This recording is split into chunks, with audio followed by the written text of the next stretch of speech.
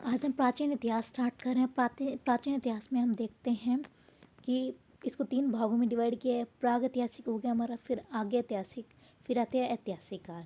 तो प्रागैतिहासिक में हमारा क्या हो गया, पूरा पाषाण, फिर मध्य पाषाण, फिर नव पाषाण। फिर पूरा पाषाण को फिर हम 3 भागों में डिवाइड किया है। निम्न पूरा पाषाण, फिर मध्य पूरा पाषाण और फिर तीसरा हमारा उच्च पूरा पाषाण। तो यहाँ प्रागैतिहासिक काल में पूरा पाषाण को हमने 3 भागों में निम्न, मध्य और उच्च में डिवाइड किया है। फिर हमारा मध्य पाषाण काल आ जाएगा, फिर हमारा नव पाषाण काल आ जाएगा। फिर आगे ऐतिहासिक काल में जो आप सिंधु सभ्यता होगी आपकी, फिर वैदिक सभ्यता होगी, दोनों सभ्यताओं को आप किस में पढ़ेंगे, आगे ऐतिहासिक काल में हम पढ़ेंगे। फिर वैदिक सभ्यता को फिर आपने 2 भागों में, यानी हमारे प्रारंभिक वैदिक काल बोलेंगे आप, जो 1500 ईस्वी से ईस्वी पूर्व से 1000 ईस्वी पूर्व के बीच में था। फिर उत्तर वैदिक काल हमारा 1000 ईस्वी पूर्व से 600 ईस्वी पूर्व के बीच में था। ये था हमारा आगे ऐतिहासिक काल। इसको फिर 2 भागों में अभी देखा, सिंधु घाटी सभ्यता और वैदिक सभ्यता।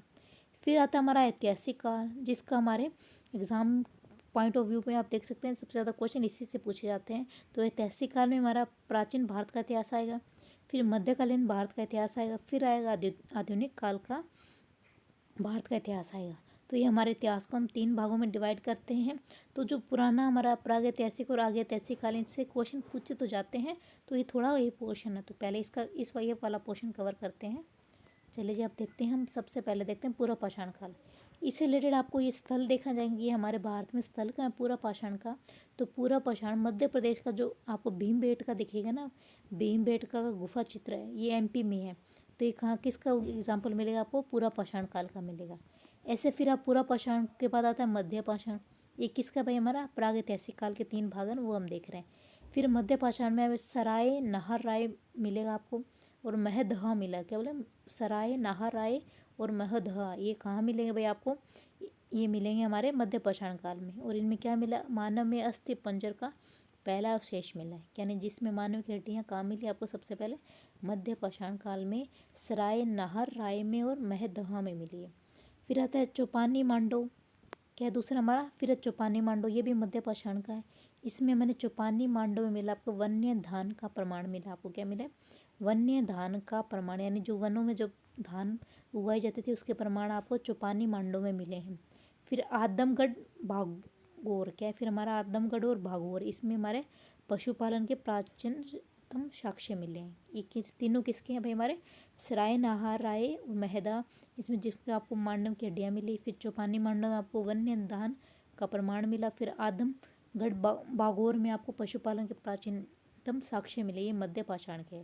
अब फिर हमारा इसका एक भाग बच गया, कौन सा भाई, प्रागैतिहासिक का लास्ट बच गया आपके नव पाषाण में। तो नव पाषाण में आपके देखना है, इसमें हमारा कृषि का विकास हो गया था, और आह का सर्वप्रथम अगर माने तो नव पाषाण में हुआ था, और पहिए का भी हमारा नव पाषाण में हुआ था। ये नव पाषाण किसका पार्ट है, प्रागैतिहासिक का। तो अभी हम प्रागैतिहासिक के 2 पढ़ ले, पूरा पाषाण, मध्य पाषाण, अब तीसरा हमारा नव पाषाण।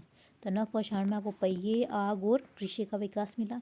तो सबसे पहले अगर चावल के, क्योंकि कृषि का, तो चावल कहाँ मिले आपको भाई, कोल्डी हवा में मिला। कोल्डी हवा में मिला, क्या बोले, चावल के साक्ष्य मिले कोल्डी हवा में आपको चावल के साक्ष्य मिले।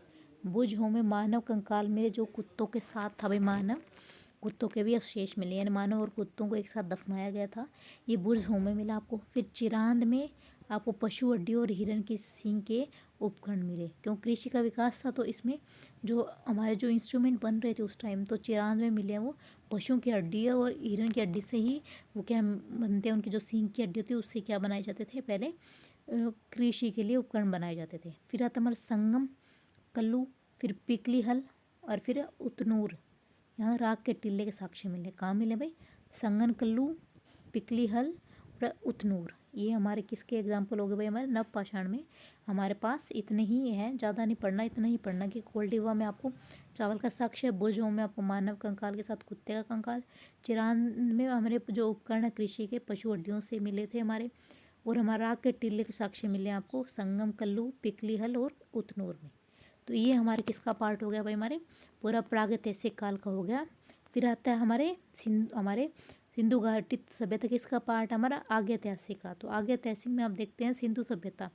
तो सिंधु सभ्यता का सबसे पहले देखते हैं कब हुआ था, हमारे 2300 ईस्वी पूर्व से 1700 ईस्वी पूर्व कब हुआ था, 2300 ईस्वी पूर्व से 1700 ईस्वी पूर्व। कैसे पता लगाया गया था भाई ये कि हमने ये हमारी जो सभ्यता इतने साल पुरानी है, तो ये कार्बन 14 हमारा रेडियो एक्टिव होता है, उसके थ्रू ये क्या एनालाइज किया गया था कितने साल पहले हमारे क्या थे यहाँ पे सिंधु घाटी सभ्यता थी। तो जो ये सभ्यता थी कौन सी सिंधु घाटी कौन सी थी भाई, कांस्य युगीन थी, यानी इसमें कांस्य का यूज़ किया गया, कांसा बोलते हैं ना आप जिसको, इसका यूज़ किया गया था।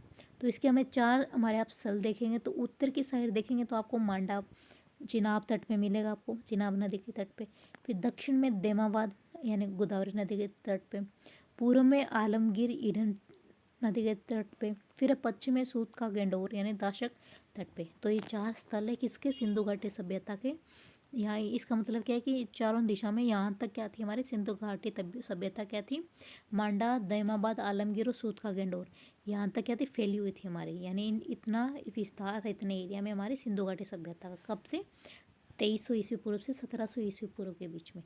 तो उत्तर मांडा कहाँ था, ये नदियों के नाम याद रखना ज़रूरी है क्योंकि हम भूल जाते हैं ना। तो एक बार इसका रिवीजन करते हैं। मांडा हमारा चिनाब नदी के तट पे, देमाबाद हमारा गोदावरी नदी के तट पे, आलमगीर हमारा ईडन नदी के तट पे और सूत का गंडोर हमारा दाशक के तट पे। तो ये हमारे क्या सिंधु घाटी सभ्यता के। इसके स्थलों का बहुत पूछा जाता है एग्जाम में कि कौन सी नदी के किनारे हैं। और भी क्या पूछा जाता है आपसे कि खोज किसने की थी। तो एटलीस्ट हमें सबसे पहले जिसकी खोज हुई थी वो थी हमारी क्या भाई, हड़प्पा हुई थी। ये किसका स्थल है भाई, सिंधु घाटी के बारे में पढ़ना है तो उसी का स्थल होंगे। तो ये हमारा सिंधु घाटी सभ्यता का स्थल है जो हमारे पाकिस्तान में रावी नदी के तट पे। बहुत बार पूछा जाता है, कन्फ्यूज़ हो जाते हैं कि हमारा सिंधु का है या रावी का है। तो हड़प्पा आपका किसका भाई, रावी नदी का है। ठीक है, रावी नदी के बाईं तरफ आपको मिला था हड़प्पा। माउंट गोमरी हमारा जिला है पंजाब पाकिस्तान में। कौन सा, माउंट गोमरी आप बोल सकते हैं। इसकी 1921 में हमारे दयान राम साहनी ने इसकी खोज की थी, किसकी, हड़प्पा, जो रावी नदी के तट पे पंजाब में माउंट गोमरी नदी के तट पे है। तो इसमें जो मेन आपको पूछ सकता है, क्या पूछे, क्या मिला भाई आपको, इतनी खोज की ऐसे तो की नहीं होगी ना। तो इसमें विशाल अनागर मिले, क्या मिले, अनागर मिले, जिसमें बहुत बड़े बड़े भंडार थे कि पहले ऐसे इतने गोदाम नगरों में क्या किया जाता था, उनको स्टोर किया जाता था। फिर समाधान मिले, क्या नहीं, सबका जो मतलब उनको बरीड किया गया है उसका मिला R37 उसका नाम दिया गया। फिर नृत्य मुद्रा का खंडित धड़ मिला, यानी उसमें आपको नृत्य की कृति हुई क्या है भाई, एक मुद्रा है उसमें, उसके पर उसका सर नहीं है।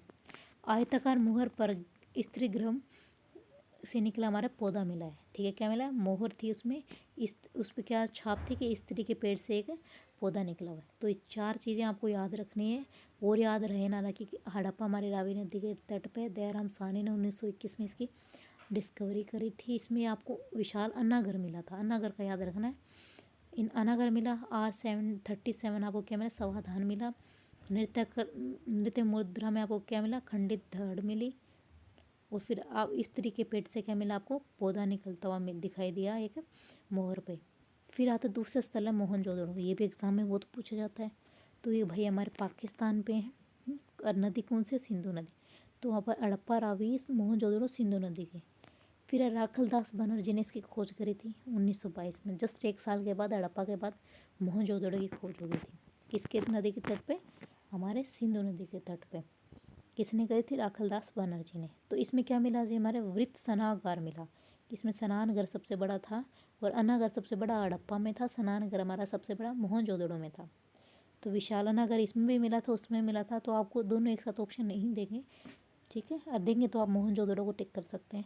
फिर इसमें नर्तकी की काश्य मूर्ति मिली। ठीक है, ये पूछ सकते हैं कि हमारे नृत्य की काश्य मूर्ति किस में मिली थी, आपको मोहनजोदड़ो में मिली थी। उसमें मुद्रा मिली थी हड़प्पा में, खंडित मुद्रा थी जिसमें धड़ खंडित था उसका, किसमें थी, हड़प्पा में। इसमें पूरी नृत्य करती हुई क्या थी भाई, काशी की मूर्ति थी। इसमें एक मुद्रा पर पद्मासन की मुद्रा में विराजमान एक योगी का चित्र है, यानी जिसके कितने मुख थे, 3 मुख थे। तो हमारे मोहनजोदड़ो में आपको विशाल क्या मिला, स्नानघर मिला, विशाल अनागर मिला, नर्तकी की काश्य मूर्ति मिली आपको, एक मुद्रा पे क्या मिला भाई, एक योगी जी बैठे थे उनके 3 मुख थे। तो इसका चित्रण मिला हमारे किसे, मोहनजोदड़ो में। फिर आता है हमारा भाई लोथल, भोगा नदी के तट पे, इसको भी याद रखना आपको, अहमदाबाद में, गुजरात में है हमारा। ये S R राव जी ने हमारे लोथल जी की क्या करी थी भाई, इस स्थल की डिस्कवरी करी थी 1955 में। किसकी भाई, हमारे लोथल की 1955 में। R S राव थे हमारे।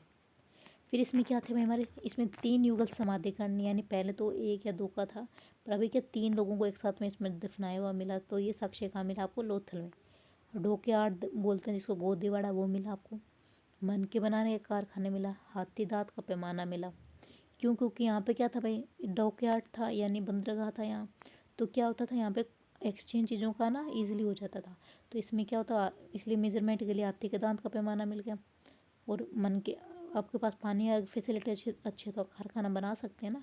तो यहाँ कारखाने भी मिले मन के बनाने के, और डॉक यार्ड तो मिला था, उसकी वजह से ये सब चीज़ें मिल पाई है। वो 3 युगल समाधि मिली थी लोथल में। तो याद रखना है, हड़प्पा रावी की नदी के तट पे, मोहनजोदड़ो सिंधु नदी के तट पे, भोगवा नदी के तट पे आपका लोथल, जिसकी डिस्कवरी करी थी SR राव ने। फिर आता हमारा धोलावीरा। कौन सा स्थल है आपका, धोलावीरा, जो जिसकी डिस्कवरी करी थी हमारे RS वशिष्ठ ने 1990 से 1991 में। कब करी थी, 1990 से 1991 में RS वशिष्ठ ने करी थी। और उसमें हमारे खोज वर्ष आपका था 1967 से 68। दोबारा उस समय JP जोशी ने करी थी, पर उसके बाद अच्छे से नहीं मिला। तो दोबारा हमारे कौन भाई, उत्खनन इसके आ गए थे हमारे। दोबारा 1990 से 91 में धोलावीरा का कुछ हमारे किसने कर दी थी, RS वशिष्ठ ने करी थी। तो उन्नत जल प्रबंधन की व्यवस्था मिली आपको, सेलकृत जलकुंड मिला आपको, ठीक है। पत्थरों से मिला, मतलब बनाया हुआ आपको क्या मिला था, जलाशय मिला था, जलकुंड मिला था, इसमें धोलावीरा में। और 10 चिन्हों वाला एक शिलालेख मिला। तो धोलावीर में क्या मिले भाई, शिलालेख मिले। एक तो जल वाला मिला था, तो सेलकृत जलकुंड हो गया। और 10 चिन्हों वाला एक क्या भाई मिला, एक और शिलालेख मिला था आपको धोलावीर में, जो गुजरात में है। फिर आता कालीबंगा भाई, हमारे राजस्थान, हमारे राजस्थान में है, राजस्थान के हनुमानगढ़ जिले में। तो BB लाल और BK थप्पड़, ठीक है। थप्पड़ मार के लाल कर दिया, इसे याद रख सकते हैं आप। तो कहाँ मिला भाई, कालीबंगा में, हनुमानगढ़ में मिला। तो इसमें किस किस साक्ष्य मिले भाई, ईंट, कच्ची ईंट मिली यहाँ पे, इसके भवन मिले, किसमें, कालीबंगा में। फिर जुते हुए खेत के साक्ष्य मिले। फिर भूकंप आने के साक्ष्य मिले। प्राय सभी घरों में कुएं मिले, ठीक है। तो पानी अच्छे हैं तो आप क्या कर सकते हैं, ईंटों को पानी दे के पका सकते हैं, खेत को जोत सकते हैं। और आपको फैसिलिटी होगी तो घर बार अच्छे बने होंगे, तो भूकंप आने की भी तो संभावना हो सकती है ना, ऐसे थोड़ा याद कर सकते हैं आप। तो कालीबंगा में हमारे क्या मिला, कच्ची ईंटें मिली, जुते हुए खेत के साक्ष्य मिले, भूकंप आने के साक्ष्य मिले, और प्राय सभी घरों में कुएं मिले। तो ये हमारे स्थल किसके पास, सिंधु घाटी सभ्यता स्थल है। अभी कुछ और बच्चे हैं, वो हम देखते हैं। फिर हमारा राखी गढ़ी। राखी गढ़ी हमारा कहाँ है भाई, ये हमारा हरियाणा में है, घग्गर नदी के तट पे। सूरज भान ने इसकी खोज करी थी। वो भारत में सबसे बड़ा अगर सैन्य स्थल पूछे जाए तो आप राखी गढ़ी का बताएंगे, जो कहाँ है, हरियाणा में है भाई। हरियाणा के हिसार में है आपका राखी गढ़ी, ठीक है। बनावली आपके फतेहाबाद में, ये भी आपके हरियाणा में। ये हमारा RS वशिष्ठ ने इसकी खोज करी थी। ये 1973 से 74 के बीच में करी थी, ठीक है। फिर पक्के ईंटों की बनी हमारे हल्ला प्रतिकृति मिली है इसमें, ठीक है। ये हल वाला देखिए ना, हल कहाँ जोतते थे, आपके बनावली में। रोपड़ आपके पंजाब में मिला, सतलज नदी के तट पे। कहाँ पे, रोपड़ हमारा सतलज के तट पे। यज्ञदित्य शर्मा ने क्या किया भाई, यज्ञदित्य शर्मा ने इसकी खोज करी थी हमारे किसकी, रोपड़ की, 1953 से 56 के बीच में। मनुष्य के साथ पालतू कुत्ते इसमें दफनाए के साक्ष्य मिले आपको, किसमें भाई, रोपड़ में। यज्ञदत्त शर्मा ने 1953 से 56 के बीच में। फिर हम देखते हैं भाई, हमारा अब वैदिक काल स्टार्ट हो गया। तो वैदिक काल में, प्रारंभिक वैदिक काल में देखते हैं तो हमारे क्या थी, इसमें कुल वेदों की संख्या कितनी थी आपके, 4 थी। और इसके स्खलन करता थे हमारे महर्षि कृष्ण और देवापयन हमारे वेद व्यास। इसका पूरा नाम है महर्षि कृष्ण देवापयन वेद व्यास थे। सबसे प्राचीन वेद पूछे आपसे, ऋग्वेद बताएंगे आप। मंडल आपके कितने थे, 10 है इसमें। और सबसे इन्हीं मंडलों में सबसे अगर प्राचीन पूछा जाए तो आप 2 से 7 तक के क्या भैया पर प्राचीनतम मंडल आपके किसमें, हमारे वेदों में। जो ऋग्वेद है उसके हमारे प्राचीनतम मंडल हैं 2 से 7 तक के बीच में। तो वेदत्रयी हमारे ऋग्वेद हो गया, जैसे वेदत्रयी में ऋग्वेद आएगा आपके, सामवेद आएगा या यजुर्वेद आएगा। वेदत्रयी में क्या आएगा, ऋग्वेद, सामवेद और यजुर्वेद, 3 हमारे वेद आएंगे वेदत्रयी में। फिर चौथा हमारे कौन सा वेद ऐड किया गया था आपके, चौथा आपके अर्थवेद ऐड किया गया था, वो अभी देखेंगे हम। वैदिक आर्यों की भाषा हमारी संस्कृत थी। बोगजोई अभिलेख देखना, याद रखना, बोगजोई अभिलेख आपको। उल्लेखित वैदिक देवता कौन से आपके, इंद्र, वर्मा, वरुण और मित्र, नातस्य। तो इंद्र, वरुण और मित्र। नास्त्य हमारे क्या थे भाई, हमारे नास्त्य हमारे ये थे वैदिक देवता थे। तो याद रखना इंद्र, वरुण और मित्र नास्त्य। और सबसे देवता कौन सा हो गया हमारा कालीन महत्वपूर्ण इसमें देवता इंद्र 250 सूक्त के साथ, हमारा अग्नि हमारा 200, ठीक है, सूतक थे हमारे, अग्नि के 200 और इंद्र के 250। अब ऋग्वेद के मंडल देखते हैं हम, 10 मंडल थे ना, तो 10 से पुराने तो 2 से 7 के बीच वाला पुराना वाला पोर्शन था। तो प्रथम हमारा रचयिता थे मधुशंदा, मेधातिथि और गौतमा, ये हो गया। द्वितीय मंद हो गया। तृतीय विश्वामित्र, ये याद रखना बस आपको, विश्वामित्र ने तृतीय हमारे मंडल की ऋग्वेद की स्थापना करी थी। गायत्री मंत्र का इसमें वर्णन है। फिर चतुर्थ का हमारे वामदेव ने और कृषि से संबंधित है हमारा। फिर सप्तम आपको वशिष्ठ ने करी थी ऋषि ने। और 10 राग के युद्ध का वर्णन है, 10 राजों का जो युद्ध था वो उसका सप्तम मंडल में वशिष्ठ के उसके रचयिता है। फिर हमारे 9वां मंडल हमारे सोमदेव, सोम मंडल कहलाता है, ऋषिगण इसके रचयिता थे। 10वें में हमारे कौन थे भाई, विमदा, इंद्र, सची और अन्य थे। इसको पुरुष सूत्र बोल सकते हैं। चारों वर्णों जैसे हमारे ब्राह्मण, क्षत्रिय, वैश्य और शूद्र, इनका वर्णन आपको 10वें मंडल में मिलेंगे। तो आपको 5 याद रखने हैं। तीसरे में आपके विश्वामित्र ने रचना करी थी, तो गायत्री मंत्र उसमें है। चौथे में आपके वामदेव ने इसकी रचना करी थी, तो उसमें कृषि का वर्णन है। 7वें में हमारे 10 राजाओं का युद्ध का वर्णन हमारे वशिष्ठ ऋषि ने कर दिया था। फिर 9वें में हमारे ऋषिगण ने रचना कर दी थी सोम मंडल की। 10वां हमारा पुरुष सूतक है, जिसमें आपके 4 वर्णों में डिवाइड किया था हमारे विमदा, इंद्र, सची और अन्य ने। चलिए वैदिक साहित्य का विकास देखते हैं। संहिता हमारी वेद त्रय में तो ऋग्वेद, यजुर्वेद, सामवेद और अर्थवेद है, ठीक। सामवेद तक अब अर्थ वो वेद ऊपर आ गया हमारा। तो वेद हमारे संहिता कितनी होगी, ऋग्वेद, यजुर्वेद, सामवेद और अथर्ववेद। ब्राह्मण क्या होता है, संहिता के भाष्य के रूप में लिखे गए ग्रंथ है हमारे ब्राह्मण। तो आरण्य क्या है, ब्राह्मण ग्रंथों के परिशिष्ट हैं, इनकी रचना वनों में हुई थी। आरण्य वर्ड किस लिए होता है, वनों के लिए। तो आरण्य का क्या होता है, जो वो ग्रंथ जिनके ब्राह्मणों ने वनों में रचना की थी। उपनिषद आरण्य का विशिष्ट भाग है, जो भारतीय दर्शन के स्रोत माने जाते हैं। तो आरण्यक वन का भाग है उपनिषद, जो हमारे भारतीय दर्शन के स्रोत माने जाते हैं। तो हमारे संहिता तो आपकी 4 हो गई। ब्राह्मण संहिता के भाष्य के रूप में लिखे गए ग्रंथ है कि उसको एक भाषा दी गई, तो वो ब्राह्मण हो गया। फिर आरण्य के वनों में लिखा गया जिनको ब्राह्मणों ने। फिर उपनिषद जिनका वर्णन हमारा क्या था भाई, किया गया हमारे आरण्य वनों का कुछ पोर्शन हो गया, अच्छा सा भाग, जिसका भारतीय दर्शन में यूज़ किया गया है। चलिए वेद और उपवेद देखते हैं। ऋग्वेद का वो उपवेद आयुर्वेद हो गया, और इसके ऋषि को क्या बोलते हैं, होता। और इसका संकलन ऋचाओं का संकलन आपको मिलेगा किसमें, ऋग्वेद में। ऋग्वेद में आपको किसका संकलन मिलेगा, ऋचाओं ने कौन करता था, होता करता था, होता, ठीक है। और आयुर्वेद इसका उपवेद है। यजुर्वेद का आपके धनुर्वेद इसका क्या उपवेद है। अध्यर्व्यू इसका क्या है, हमारे इसका है ऋत्विक हो गया। और यज्ञ कर्मों में इसके संबंधित इसमें सूत्र मिलेंगे आपको किसमें, यजुर्वेद यानी युग वाल। इसमें जो धनुर्धारी होगा वह युद्ध करेगा, युद्ध करके अपने आप को मतलब लंबी आयु करेगा, तो अधर्व्यू हो गया, ठीक है। आज लंबी आयु बोल सकते हैं। वो आदि आयु, अगर जो मरना हो तो आदि आयु में, इसको जीना वो हमारे जिसकी आयु बढ़ जाएगी बस। तो यजुर्वेद आपका धनुर्वेद हो गया इसका उपवेद। और अधर्व्यू आपके इसके क्या होगा, ऋत्विक। और इसमें यज्ञों का वर्णन है। तो ऋग्वेद में आयुर्वेद का वर्णन है, जिसमें ऋचाओं का वर्णन हमारे होता करता है, ठीक है। कितना अच्छा रहेगा, याद है। संवेद हमारा इसका हमारा गंधर्ववेद, इसका हमारा क्या उपवेद है। और उसके गाथा को बोलते हैं ऋत्विक है, इसके उद्गाता। और इसमें गीतों का संकलन है। तो सामवेद का में किसमें का वर्णन है, गीतों के बारे में, यानी संगीत का वर्णन है। उस संगीत के वर्णन वाले को क्या बोलोगे आप, जो गायक उद्गाता यानी गा कुछ, उद्गाता। गंधर्ववेद इसका उपवेद है। अथर्ववेद में हमारे शिल्प वेद हैं, यानी इसमें ब्रह्मा इसके ऋत्विक है। तो तंत्र मंत्र रोग निवारण जितने भी उसके उपाय हैं वो सारे आपको अथर्ववेद में मिलेंगे, किसमें, अथर्ववेद में मिलेंगे। तो एक बार दोबारा देखना आपको कि हमारा अथर्ववेद के उपवेद है आपका शिल्प वेद, जिसमें ब्रह्मा ऋत्विक है। और तंत्र मंत्र या रोग निवारण इसके में इसमें संकलन मिलेगा। तो ऋग्वेद आयुर्वेद में का उपवेद है जिसमें ऋचाओं का वर्णन होता ऋत्विक करता है।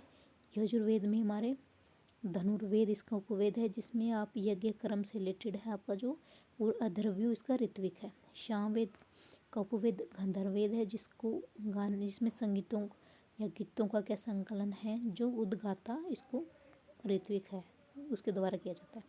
अथर्ववेद आपके शिल्प वेद है, यानी ब्रह्मा ऋत्विक है, इसका तंत्र मंत्र और रोग निवारण का उपाय आपका अथर्ववेद में मिलेगा। चलिए अब हम देखते हैं मूल वैदिक साहित्य में समझने वाले वेदांग। 6 हमारे कितने भाई वेदांग हैं हमारे। पहला शिक्षा निरुक्त, कल्प, छंद, व्याकरण, ज्योतिष। देखने शिक्षा के लिए आपको क्या चाहिए भाई, व्याकरण आनी चाहिए। व्याकरण के बाद आपके छंद जो आपको पोषण मुश्किल है वो आपका थोड़ा इजी होगा। इजी होते आप छंद आपको समझे आगे तो आप ज्योतिषी को भी समझ सकते हैं, तो आप कल्पना भी कर सकते हैं, कल्प आ जाएगा। फिर निरुक्त यानी आप क्या हो जाए, हर चीज़ से आप थोड़ा ऊपर उठ जाएंगे। ऐसे करके आप ये 4 वेदांग 6 वेदांग आप याद रख सकते हैं। तो शिक्षा, फिर शिक्षा के लिए व्याकरण के से आप छंद से ज्योतिषी, ज्योतिषी से कल्प से निरुक्त। तो शिक्षा निरुक्त, फिर कल्प, छंद, व्याकरण, ज्योतिष, आप 6 याद करने हैं आपको। चलिए भाई, नदियों का वर्णन तो मिलता ही है। तो हम झेलम विशिष्टता बोलते हैं जिसको नदियों का पूछा जाता है कि झेलम नदी का हमारा नाम क्या, दूसरा विशिष्टता। वैदिक काल में आप क्या बोलते थे। फिर चेनाब को अस्किनी बोलते थे आप, चेनाब को क्या बोलें, अस्किनी। रावी को पुरुषनी है, रावी पुरुषनी है, तो रावी वाला तो याद रह जाएगा। व्यास यानी विपाशा, जो प्यासा था, व्यास हो गया। सतलज आपका सुतुद्री हो गया, सुतुद्री हो गया। गंडक सदानीर हो गया आपका। काबुल खुबा हो गया आपका। खुरम आपका खुरमो नदी पे हो गया। गोमल गोमती नदी पे। घग्गर दृश्यद्वती नदी में। स्वात सुवातु नदी हो गया। चलिए मेन तो आपको पूछा जाता है झेलम विशिष्टता का। नदी के तट पे रावी को पुरुषनी बोला जाता था। चेनाब को अश्किनी बोला जाता था हमारे। गोमल गोमती तो याद रही जाएगा। गंडक को सदानीर हमेशा बहती थी। सतलज को सुतोद्री बोलते थे। व्याह को विपाशा बोले, ठीक है ये। और घग्गर वाला भी दृश्यद्वती। और तो आप नॉर्मल खुरम जैसे खुरम हो गया, काबुल खुबा हो गया, थोड़ा याद सेम से है ना इनके नाम। तो स्वात सुवास्तु हो गया, तो ये तो याद रह जाएंगे तीनों। तो ये तीनों ही नहीं रहेंगे क्योंकि आपने पढ़े नहीं है ना, फिर भी कोई बात नहीं, इनको एक बार दोबारा पढ़ लेते हैं। स्वात सुवास्तु हो गया। खुरम खुरमो हो गया हमारे। काबुल खुबा हो गया। ये तो 3 आपने अभी नहीं पढ़े हैं, जो हमेशा से पढ़ते हैं हम। झेलम को विशिष्टता बोलते हैं, चेनाब को अस्कनी बोलते हैं, रावी को पुरुषनी बोलते हैं, व्यास को विपाशा, सतलुज को सुतोद्री बोलते हैं, सुतोद्री, ठीक है, सुतोद्री बोलते हैं। और गंडक को सदानीर, और गोमल को गोमती, घग्गर को दृश्यद्वती। तो ये तो आपने पढ़ रखे हैं, तो ये तो याद हो जाएंगे आपके। फिर हमारे 12 इसमें क्या थे हमारे, रत्नीन यानी शतपथ ब्राह्मण में वर्णित हमारे 12 रत्नीन, ठीक है। तो पहला है ग्रामणी, फिर युवराज, पटमहिषी, पुरोहित, सेनानी, सूत, अक्ष्वाप, शता, भागदूद, संग्रहिता, पालागल, गाविकृत, यानी 12 रत्नों मणों का वर्णन आप देख सकते हैं। तो पहला हमारा युवराज होगा, फिर पटमहिषी होगा, जो पट का बड़ा सा अधिकारी होगा, पटमहिषी। फिर पुरोहित होगा, सेना के लिए सेनानी हो गया। सूत हो गया, अक्ष्वाप हो गया, शता, भागदूद, संग्रहिता, पालागल, गाविकृति। ये थोड़ा कभी पढ़ा नहीं, फिर भी पढ़ना तो है, बिना पढ़े तो काम नहीं चलेगा ना। तो हमारा युवराज, ग्रामणी, पटमहिषी, पुरोहित, सेनानी, सूत, ये 6 तो आपके रह जाएंगे याद। जो याद नहीं एक बार उसको देखते हैं। अक्ष्वाप, शता, भागदूद, संग्रहिता, पालागल, गाविकृति, ठीक है। ये एक बार और पढ़ते हैं वो। सूत, अक्ष्वाप, शता, भागदूद, संग्रहिता, पालागल, गावित्री, ठीक है। अब हमारे षोडश संस्कार थे, हमारे 16 संस्कार थे, तो एक बार 16 संस्कारों को देखने हैं। चलिए, पहला हमारा है निष्क्रमण, अन्नप्राशन, चूड़ाकरण, कर्णवेद, विद्यारंभ। ठीक है, फिर नीचे वाले पहले पढ़ते हैं हम। उपनयन, विद्यारंभ के शांत, समावर्तन, विवाह, अंत्येष्ट। क्या होगा, दोबारा एक बार शायद देखते हैं इनको। उपनयन क्या, पहला उपनयन, विद्यारंभ के दांत, समावर्तन, विवाह, अंत्येष्टि। तो 6 ये हो गए। फिर गर्भाधान, पुष्पवन, सीमांतोन्नयन, जातकर्म, नामकरण। तो गर्भाधान, नामकरण तो आपको याद रहेगा, जातकर्म जाति होगी उसकी, पुंसवन और सीमांतोन्नयन। ठीक है, तो ये हमारा गर्भाधान, पुंसवन, सीमांतोन्नयन, जातकर्म, नामकरण, ये हमारे हो गए 5, 15 हो गए हमारे। 5 और बचे हैं। दोबारा पढ़ते हैं। निष्क्रमण, अन्नप्राशन, चूड़ाकरण, कर्मवेद और विद्यारंभ। तो निष्क्रमण, अन्नप्राशन, चूड़ाकरण, कर्मवेद और विद्यारंभ, ये हमारे टोटल हो गए 16 संस्कार हो गए। अब हमारे आश्रम है भाई, जो जिसका वर्णन आपको लेख में जावलो उपनिषद में आपको आश्रम, 4 आश्रम का वर्णन मिलेगा। तो ब्रह्मचार्य आपके जब जन्म लेते हैं आप 0 से 25 के बीच में हो गया ब्रह्मचार्य। फिर 25 से 50 आपका गृहस्थ हो गया। फिर 50 से आप 75 तक आप देख सकते हो वानप्रस्थ हो गया। फिर हमारा 75 से 100 तक आप संन्यास, अगर आप चिंता रहते हैं तो हैं। तो पहले हमारे ये, यानी पहले आपको शिक्षा लेनी है, ब्रह्मचर्य का पालन करना है, फिर आपको गृहस्थ जीवन जीना है, फिर आप वन में जा सकते हैं, फिर आप सब चीज़ों से संन्यास ले सकते हैं। तो इन सब का वर्णन आपको जाबोल उपनिषद में मिला किसे, जाबोल उपनिषद में इसको वर्णन मिला है। जाबोल उपनिषद में आपको 4 आश्रम का वर्णन मिला है। चलिए जी, आपने जो अभी हमने पढ़े थे,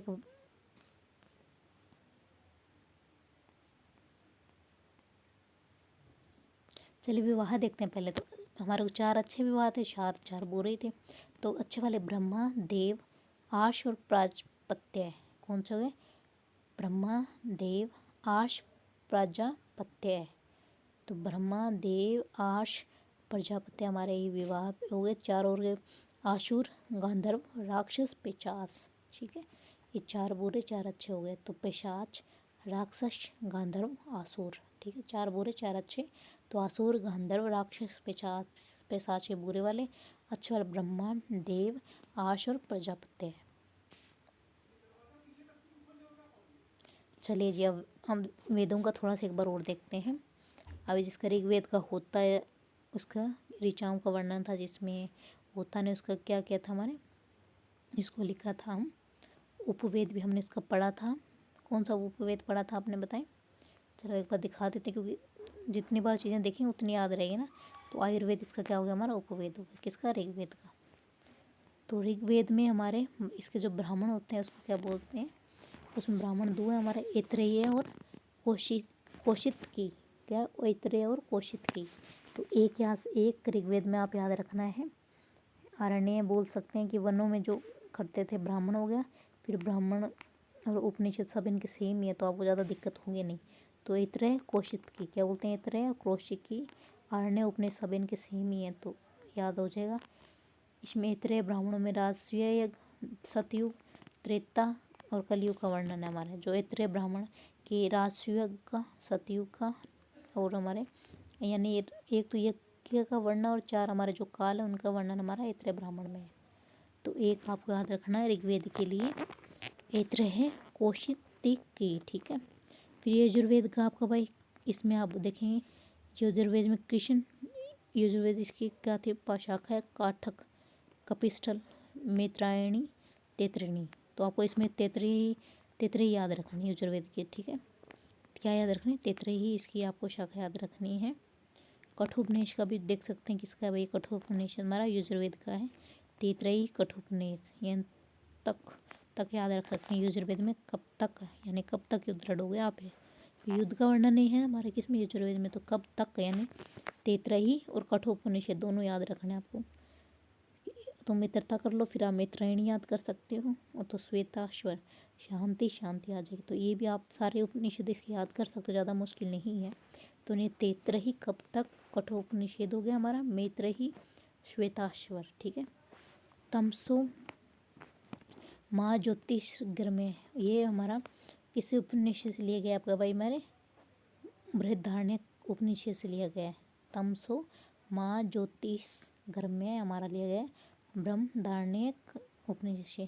शतपथ ब्राह्मण में हमारा, ये हमारा किसका है भाई हमारा, ये हमारा यजुर्वेद का ही है। तो ये हमारा याज्ञवल्क्य, मैत्रेयी संवाद, जल प्लावन की कथा, विदेह माधव की कथा, ये हमारे किस में है भाई हमारे शतपथ ब्राह्मण में। ये भी किसका है हमारा यजुर्वेद का ही है। कठोपनिषद याद रखना क्योंकि इसमें यम नचिकेता का वर्णन है। कठोपनिषद में यम नचिकेता का वर्णन है। शत ब्राह्मण में हमारा विदेह विवाह हो गया, आपके विदेह माधव की कथा, पुरवार उर्वशी का उल्लेखन है हमारा इसमें। स्त्रियों को यज्ञोपवीत धारण करने का अधिकार तैत्तिरीय उपनिषद देता है कि हमारी स्त्रियां भी अगर से रिलेटेड जो चीज़ें कर सकती है, तो ये तैत्तिरीय ब्राह्मण। तो हमारे दो आपको याद रखना है, तैत्तिरीय कठोपनिषद और आपका शतपथ, तीनों यजुर्वेद में। तो 100% तुम्हें युद्ध में क्या है, जीतना है। जीत के तुम या तो मैत्रेयी बिहेव कर सकते हो, तो शांति ला सकते हो श्वेतांबर। सारे आपके 6 चीज़ें हैं आपको 100% यानी युद्ध तक। फिर आपको मैत्री करनी है, श्वेताश्वर हो गया, शतपथ हो गया, ठीक है, याद रखना है आपको यजुर्वेद में। अब आता है सामवेद में। सामवेद में आपको षड्विश पंचविश ये याद रखना, जैमिनी है याद रखना है। इसमें छांदोग्य हमारा क्या भाई, इसमें उपनिषद है हमारा, केन भी उपनिषद है। तो छांदोग्य उपनिषद सबसे प्राचीन उपनिषद माना है आपको। इसमें उपनिषद में कृष्ण का उल्लेख हमारा, सत्य काम ज्वाला कथा, उदालक, अरुणी व श्वेत केतु का स्वाद हमारा, ब्रह्मचार्य, गृहस्थ, वानप्रस्थ नामक 3 आश्रम का वर्णन हमारा छांदोग्य उपनिषद में मिला। अभी 4 आश्रम पढ़ते ना, इसको जालो उपनिषद में वर्णन है। तो 3 का वर्णन सबसे पहले आपको सामवेद के कौन से में मिले थे भाई, आपको छांदोग्य में मिले थे। तो छांदोग्य सबसे प्राचीन आपका उपनिषद है। तो ये हमारा सामवेद का षड्विश पंचविश या छांदोग्य याद रखना आपको। फिर लास्ट बच गया आपका अथर्ववेद यानी शौनक पिपलाद। क्या है हमारा शौनक पिपलाद। गोत्पथ हो गया आपका, या मुंड आपको याद रखना, मुंड का उपनिषद है वो किससे लिया गया आपका, अथर्ववेद में है भैया का, ठीक है। सबसे छोटा उपनिषद है आपका मांडुक्य है, ठीक है, सबसे छोटा मांडुक्य है। और मुंड का उपनिषद आपका सत्यमेव जयते लिया गया जो अथर्ववेद में है। तो याद रखना आपको, सामवेद में षड्विश, आपको पंचविश, छांदोग्य सबसे बड़ा है, प्राचीन है, जिसमें हमारे क्या 3 आश्रम का वर्णन है, पहले तीनों का। अथर्ववेद में आपका गोपथ, इसका क्या हो गया हमारे ब्राह्मण हो गया। इसे मुंडक उपनिषद का उपनिषद है जो सत्यमेव जयते इसी से लिया गया है। फिर आपको यजुर्वेद में आपको 100% जीतना है, तो तैत्तिरीय शतपथ इसका उपनिषद कठोपनिषद हो गया आपके, जिसमें यम नचिकेता का संवाद का वर्णन है। बस इसमें एक ये बृहदारण्यक उपनिषद में यज्ञ बल्कि गार्गी संवाद है हमारा, किसमें बृहदारण्यक उपनिषद में यज्ञ वल्क्य गार्गी का संवाद है। ऋग्वेद में आपका एक याद रखना आपको, ऐत्रेय कौशिकी, एक ऐत्रेय कौशिकी। ये हमारा पूरा हो गया भाई हमारा कौन सा, कि कहाँ तक का काल पूरा कर लिया आपने, अभी कर लिया भाई हमारे आगे ऐतिहासिक काल तक से जो मेन क्वेश्चन पूछे जाते वो पूछ हो गया। तो हम स्टार्ट करें प्राचीन भारत का इतिहास। तो पहले इतना आज की क्लास यहीं पे ख़त्म करते हैं। नई क्लास में हम स्टार्ट करें जैन धर्म के बारे में पढ़ेंगे। चलिए जी, thank you so much. Like भी कर सकते हैं आप, अगर अच्छी लगे लाइक शेयर सब्सक्राइब करिएगा चैनल को।